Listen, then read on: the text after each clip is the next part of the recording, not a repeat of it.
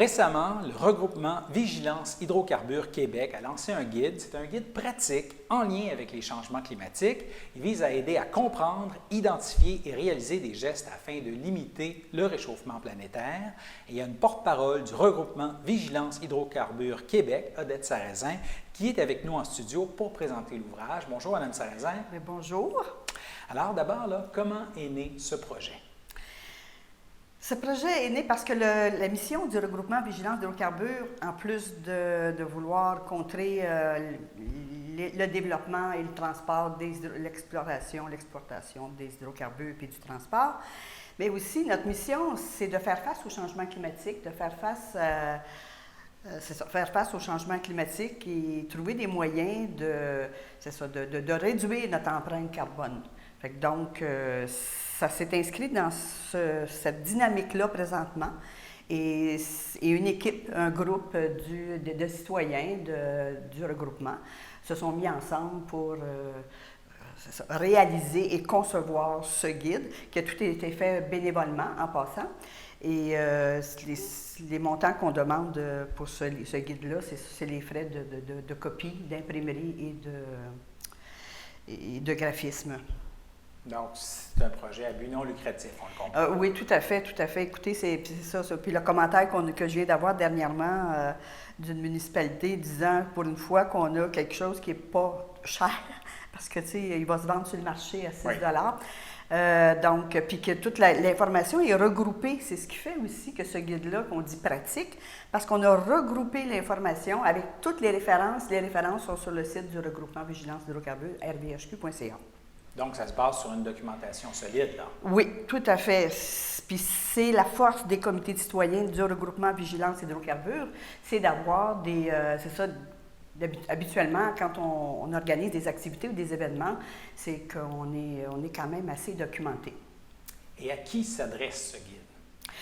Ce guide s'adresse à toute la population, à tout le monde, à ceux et celles, c'est ça, qui sont peut-être moins au fait des changements climatiques, parce que, bon, quand on est dans le réseau, puis on est dans nos comités, puis avec les gens qu'on connaît, mais la plupart, tu sais, ont entendu parler de ça. Ça ne sera pas des nouveautés.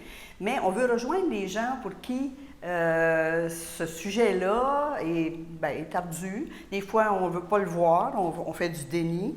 Fait qu'on veut que ce soit accessible à tout le monde, que tout le monde puisse au moins y jeter un coup d'œil, parce qu'il est très illustré, des graphiques, puis en plus, il y a vraiment des moyens d'agir. On veut que ce soit un guide vraiment pratique, c'est-à-dire que toutes les personnes du milieu scolaire, en partant même au primaire, jusque, il n'y a pas d'âge, pourraient le consulter puis y trouver des informations. Puis deuxièmement, c'est ça se veut aussi un outil qui a été conçu pour être amené dans les écoles secondaires. Fait que ça, c'est un deuxième volet qui s'en vient, tout dépendant comment le guide va se vendre et les subventions qu'on pourrait avoir pour amener ce guide-là dans les écoles. Pouvez-vous nous donner des exemples de genre d'informations qu'on peut y trouver, là? Dans un premier temps, on explique qu'est-ce que c'est les effets de serre.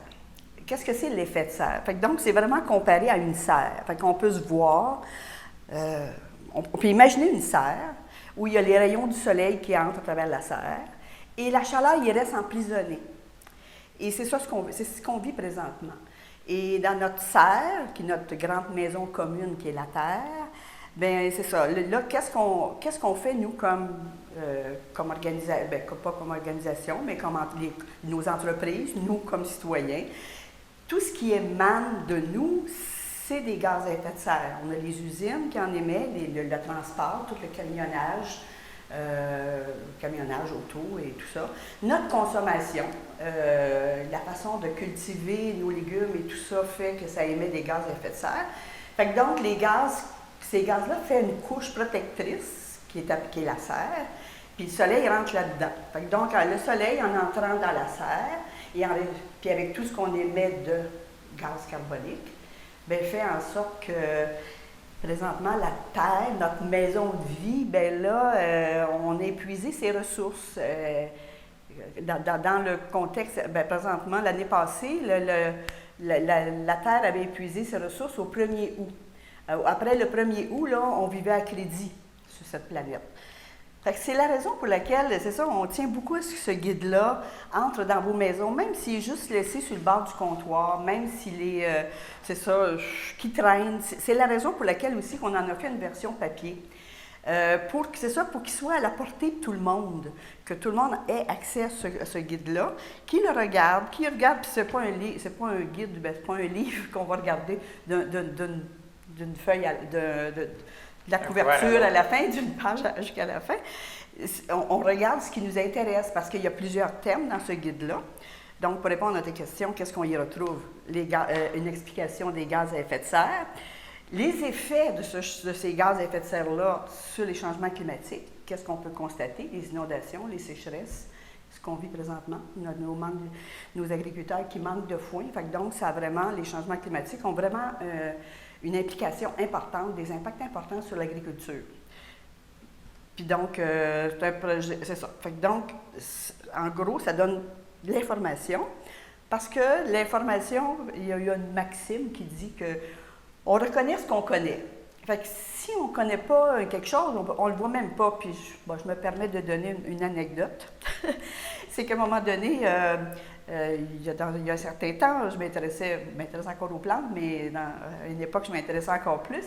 Il y avait le plantain lancéolé, qui est un beau plantain qui fait une tige, une floraison pas très spectaculaire, mais qui fait beau. Et j'en ai acheté, parce que je disais, j'en ai pas chez nous, pour un jour m'apercevoir que j'avais un champ plein de plantains lancéolés. Fait que donc, quand on ne le sait pas, on ne le voit pas, on ne le reconnaît pas. Fait que moi, c'est pour ça que je me dis, c'est important c'est ça, ce guide-là aura son importance de pouvoir connaître, puis ensuite, probablement, poser des gestes. Quand on connaît les choses, on peut mieux ensuite dire, moi, OK, donc, je sais qu'il existe ça, il y a ce problème-là, moi, qu'est-ce que je fais pour pallier à ce problème-là ou à cette circonstance-là ou qu'est-ce qui va se passer qu'est-ce qui va se passer. Fait que ça, c'est une des choses. Et puis ensuite, le guide est divisé en thèmes. Fait que donc, on a plusieurs thèmes, dont le transport, le tourisme, l'alimentation, le logement, l'habitation, le loisir, puis la consommation.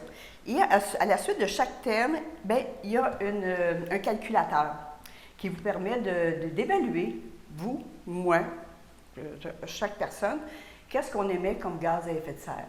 C'est quoi nos émissions? Et suite à ça, si je dis, oui, est-ce que je peux faire quelque chose pour diminuer? Fait que c'est un peu de se donner un petit contrat ou un défi dans l'année, de dire, j'ai tant de gaz à effet de serre peut-être par rapport à l'alimentation. Moi, c'est l'alimentation qui m'habite le plus parce que, étant présidente du marché Brandon, c'est ma façon de focaliser puis de vraiment, moi, de mettre de l'accent pour diminuer mes gaz à effet de serre. C'est ma façon de le faire. Et fait que donc, en pensant à l'alimentation, bien, c'est ça. Je peux calculer, c'est ça, qu'est-ce qui ferait que dans ma vie personnelle, bien, je peux encore réduire mes gaz à effet de serre. Fait que chaque thème a son calculateur. Ça peut être l'occasion de plusieurs prises de conscience, là. Et oui, et c'est ça qui n'est pas facile, parce que quand on se rend compte de ça, puis les moyens ne sont pas faciles non plus à prendre, parce que c'est des changements d'habitude de consommation. Et changer nos habitudes de consommation, c'est un peu comme des drogues. On est un peu, c'est ça, on est accro à toutes sortes de choses. Et là, quand il faut cesser certaines habitudes, c'est pas facile. C'est ça, je vous en parle, mais je ne vous dis pas que c'est facile à faire. Mais au moins de connaître, de savoir, puis le plus petit geste qu'on pourra faire, ça sera toujours un plus pour la planète.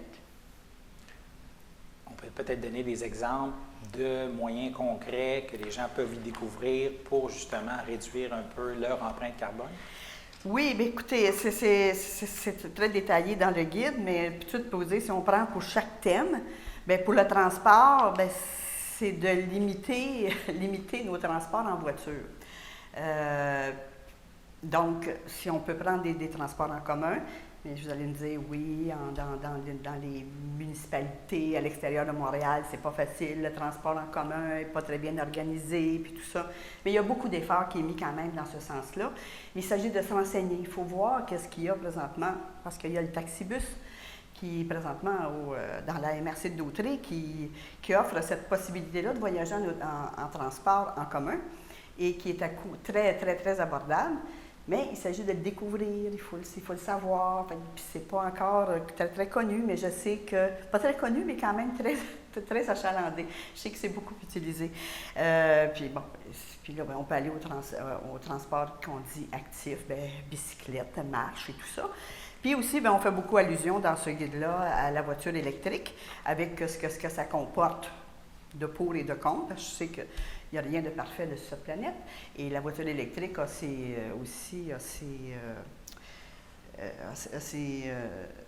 défauts, dont la batterie, et dont, en tout cas, donc, mais il y a des choses qui sont mises en place pour vraiment aller au-delà de ça.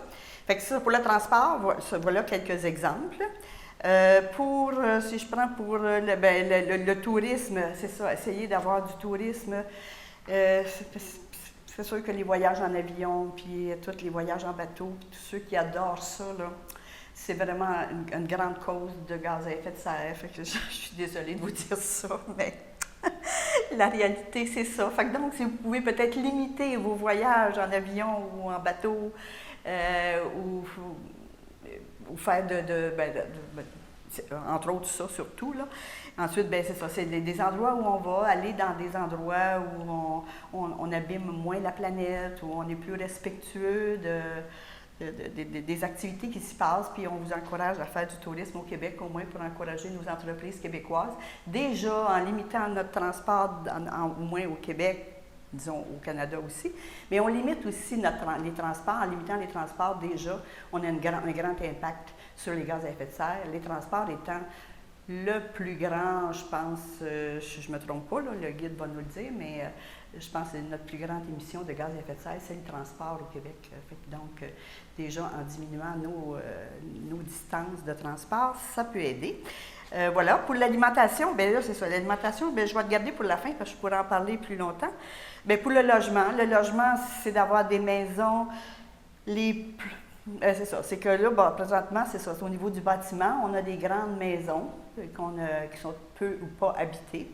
Ça, c'est pour ma part à moi, j'ai une maison ancestrale où j'habite.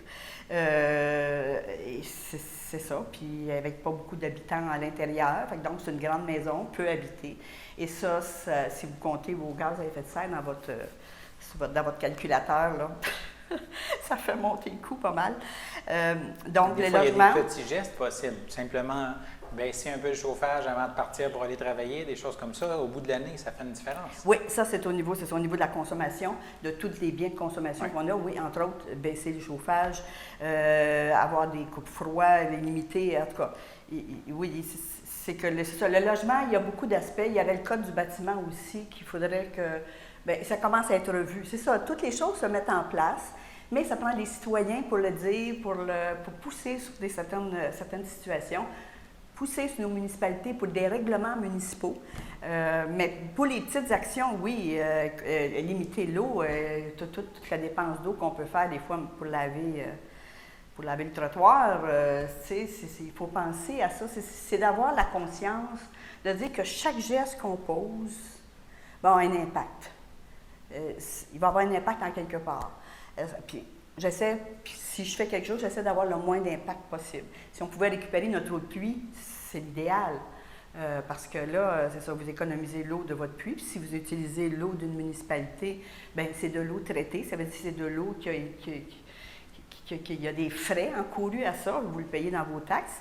Pour nous autres, bien, moi qui est à la campagne, c'est un puits. Mais les puits, c'est pas inépuisable. Si on les vide, puis avec les changements climatiques, bien, il y a des régions présentement que leur puits de maison, bien, il y a des problèmes d'approvisionnement. Fait que tout ça mis ensemble, il faut faire les gestes, si petits soient-ils, pour chacune de nos usages.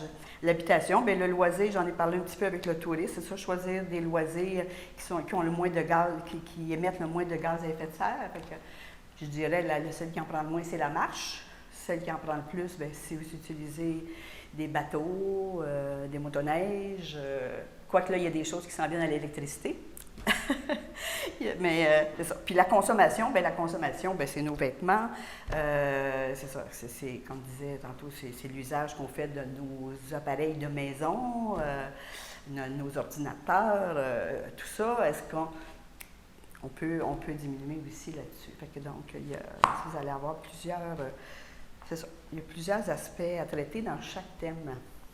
Alors, il y a quelqu'un, par exemple, qui est à l'écoute, vous avez piqué sa curiosité, il veut se procurer le guide, il ou elle veut se procurer le guide. Comment peut-on se procurer ce fameux guide? Bon, le guide, présentement, par rapport à la MRC de Dautré, la démarche qui a été faite présentement, c'est que toutes les municipalités de la MRC de Dautré ont reçu l'information qu'il y avait le guide pratique sur les changements climatiques et que les bibliothèques, j'ai demandé aux municipalités d'en procurer à toutes les bibliothèques de la MRC de Dautré. Il y a déjà des bibliothèques qui en ont, dont Ville de Saint-Gabriel, Saint-Cléophas. Là, les bureaux le conseil des maires, je pense que c'est ouvert maintenant. On peut y assister, si je ne me trompe pas. Donc, on va aller faire une visite au conseil des maires bientôt pour leur rappeler qu'ils peuvent se procurer ces guides-là pour leur bibliothèque. Fait qu'on espère que toutes les bibliothèques, puis sinon, vous, comme citoyens qui nous écoutez et citoyennes, bien, demandez à votre bibliothèque d'en avoir. Fait que donc, je me ferai un plaisir d'aller emporter à votre bibliothèque, c'est ça, un coût que les municipalités pourront payer, un coût spécial, disons. On a fait un spécial pour les municipalités. Fait que donc, oui, puis ensuite, il y a les commerces. Dans plusieurs commerces, vous allez trouver le guide, dont le marché Brandon, dont je suis présidente, est en vente au marché Brandon, en vente aussi dans plusieurs commerces de la MRC de Dautré. Et là, c'est ça, je suis en train de faire le tour. Et bientôt, d'ici 2 semaines, probablement, en tout cas, il va y avoir de plus en plus de commerces qui vont en avoir. Puis on peut se le procurer au coût de 5,95 $, mais disons 6 $ pour arrondir. Fait que donc, c'est ça, c'est un guide vraiment qui coûte pas cher parce que ça a été fait bénévolement et qu'on veut que ce soit diffusé largement. Fait que donc, si vous avez aussi des endroits où vous aimeriez qu'ils soient en vente, bien, vous pouvez toujours me contacter et je ferai en sorte d'aller faire des ententes de consignation avec les gens. Est-ce qu'il est possible aussi de le commander par Internet via le site du regroupement Vigilance Hydrocarbures Québec? Pas vraiment par le site. Bien, c'est parce qu'il y a comme une entreprise au Québec, oui. En tout cas, je vais vous lire le guide. Je ne veux pas faire de publicité. Je pourrais y en faire de la publicité. C'est Bleu Éco qui le vend pour tout le Québec. Les gens peuvent passer par Bleu Éco pour l'avoir partout au Québec. Mais moi, je vous encourage à le faire par votre municipalité, par votre MRC, vos municipalités. Et je dis par le marché Brandon, notre site Internet, marché Brandon, c'est ça, il est sur le site et vous pouvez, en tout cas, puis quand ça arrive là, avec vos noms et coordonnées, je pourrai vous rejoindre. On profite justement qu'on vous a en studio. Vous avez dit tantôt, je suis présidente du marché Brandon. C'est une entreprise d'économie sociale qui est gérée par des bénévoles. Et avec la COVID-19, les services du marché Brandon ont été particulièrement sollicités et populaires au cours des derniers mois. Et oui, à notre grand bonheur, je sais qu'il y a des gens qui vivent des choses très, très difficiles par rapport au COVID-19, mais pour nous, le marché Brandon, ça a été une éclosion, on dirait. En tout cas, au niveau d'Internet, c'était pas le favori des gens. Les gens ne commandaient plus par Internet.